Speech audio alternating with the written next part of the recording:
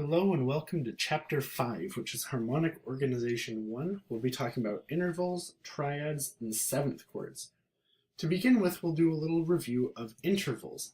Simply put, an interval is the space between two notes measured by the quantity, which is the number, and the quality, which is the letter. For example, here we have a major third, major being the quality, and third being the quantity. To begin with, when you're identifying or building an interval, the first thing to note is the generic interval. That is not too hard to find. All you have to do is count the physical space between the two notes. So let's look at the sixth here. So starting on the E, that's 1, F is 2, G is 3, A is 4, B is 5, and C is 6. So we know that this is a sixth. We don't really care what kind of sixth it is, we just know that it's a sixth. And that's what we need to know for this point. Then finding the specific interval is where it gets a little bit more tricky, but it's not too hard.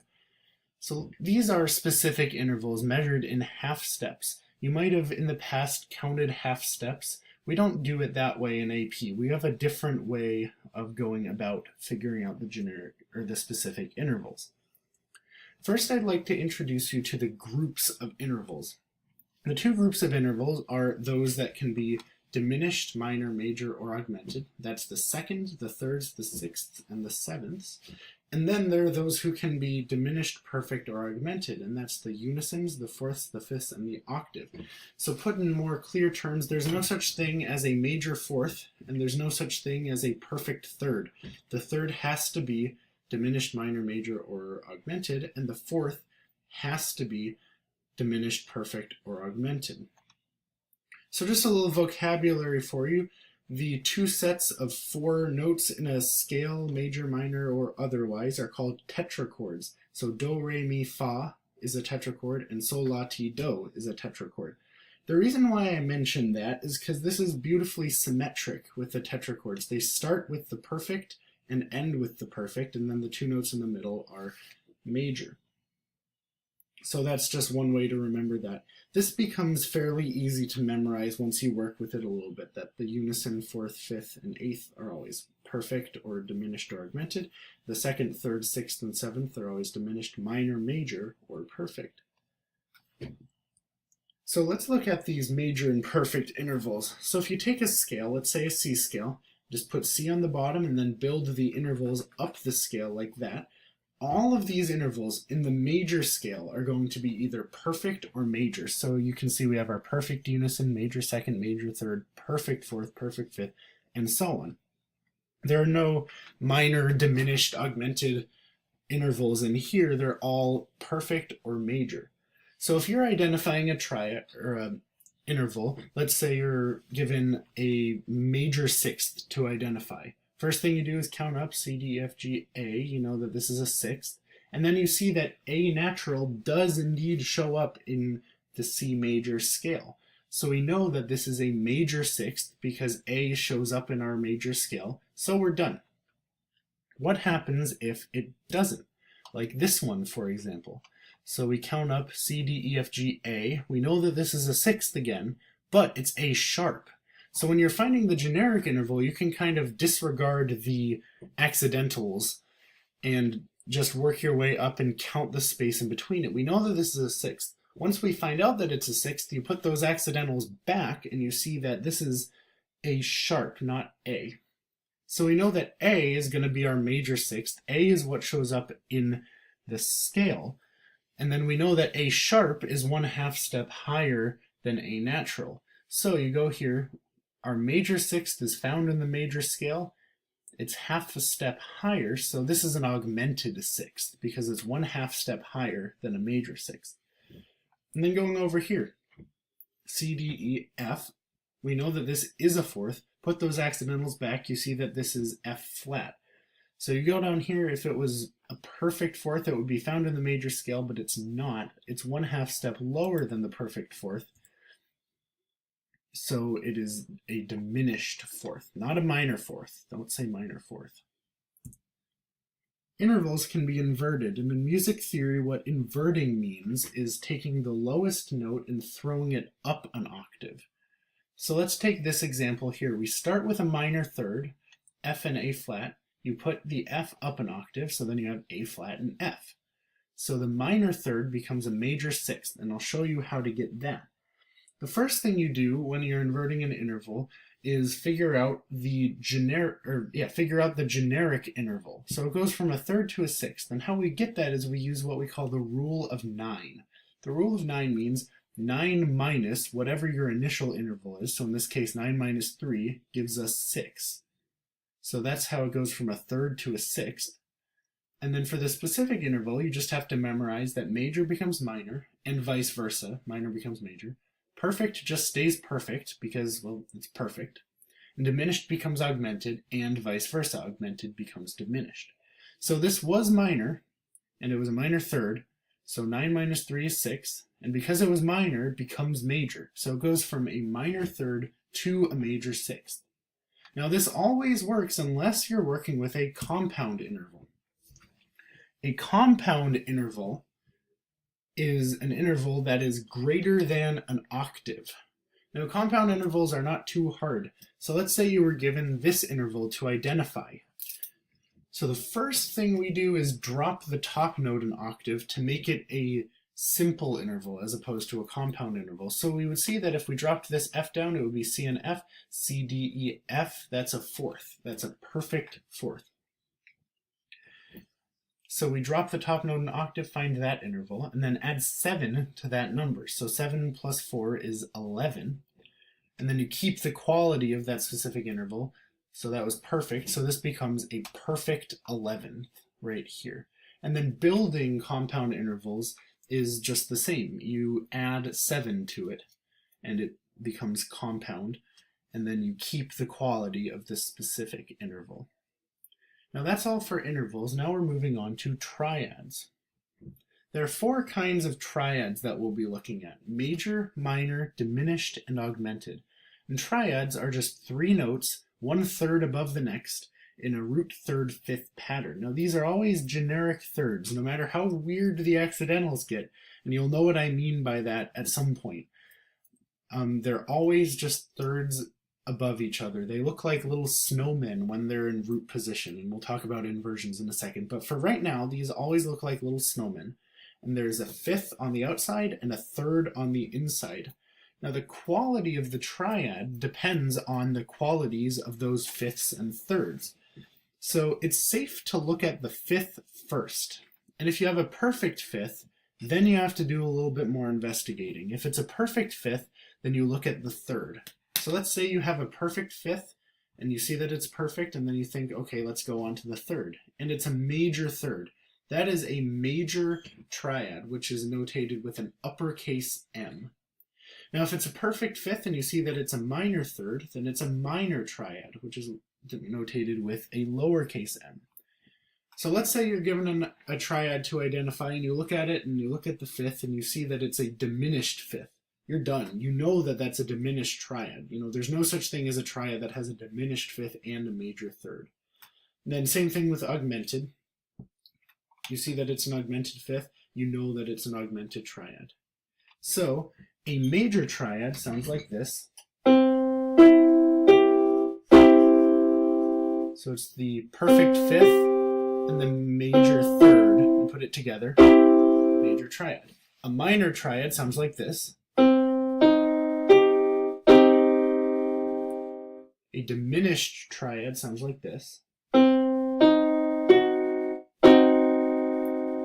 And an augmented triad sounds like this.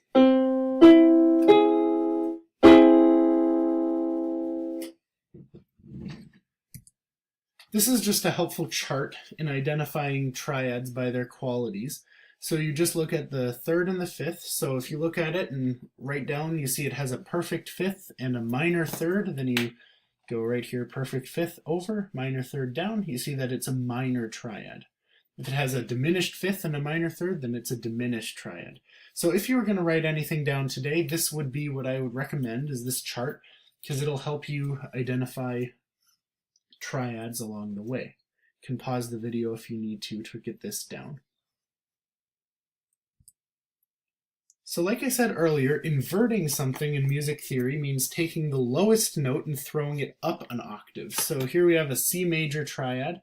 And then we move the C up to do first inversion, and then we move the E up to do second inversion. So this is root, then first inversion, same chord, it's just inverted, and then second inversion. And then I would go back up to root. These are all C major triads. Just because you invert it doesn't make it a different triad. It just makes it in inversion. It makes the notes in a different order. You're not changing what notes they are, if that makes sense. So somewhere along the way, they said, okay, we need a way of writing down what inversion this is without just writing first inversion, second inversion. So they decided to write the intervals in order like this. So first we have a 5 and a 3, so 5, 3, a 6th and a 3rd, 6, 3, and a 6th and a 4. They're like, cool. But then they realized that that's a lot of numbers to write down, so we can simplify this a little bit. They realized that you don't really need to write anything down if it's in root position. If it's in first inversion, we don't need to write 6, 3 and 6, 4, so let's just write 6. So the 6 is first inversion, and then 6, 4 is second inversion. Just kept that as it is. So just another reminder, these are all C chords, but this is a C in first inversion, and this is a C in second inversion. Seventh chords are a little bit more complicated. They're just kind of the next step up from triads. So seventh chords are a triad with a 7 thrown on top. So I'll give you this example. This is what C7 sounds like. There are 4 notes.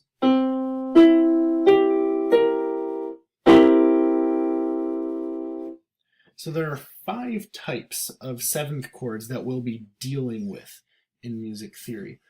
So I'm just going to start with the most major and then go down to the most weird sounding. So the most major is, of course, the major 7th, notated with uppercase M, 7.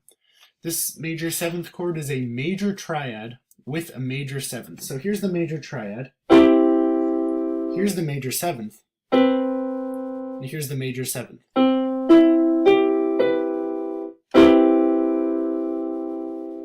All right, working our way down, the next one is called a dominant 7. You might know this as a minor major 7. No, scratch that. A major minor 7. Excuse me. But we're going to call it a dominant 7, and it sounds like this.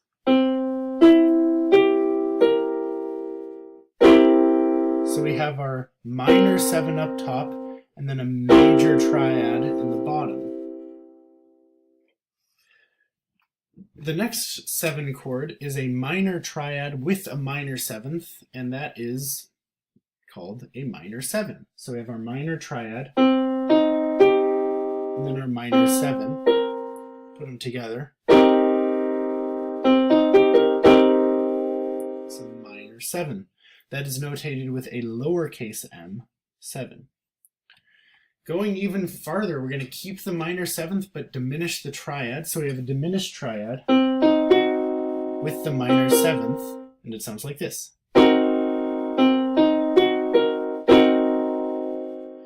This is called a half diminished 7. The best way to remember that is it's not fully diminished unless the 7th is diminished. There's no other 7 chord that has a diminished 7 in it.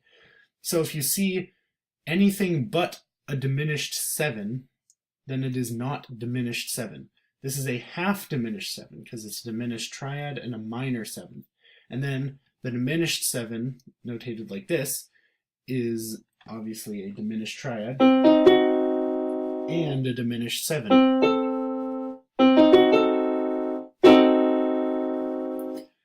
Distinguishing between half diminished 7ths and diminished 7ths proves to be very difficult, and it will take a lot of ear training to be able to do that accurately because they do sound very similar.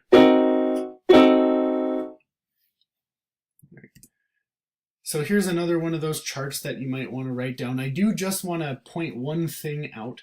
Technically, a minor triad with a major 7th is a thing. It's called a minor major 7, but it sounds like this. It's just very dissonant, and you really never see it used in music.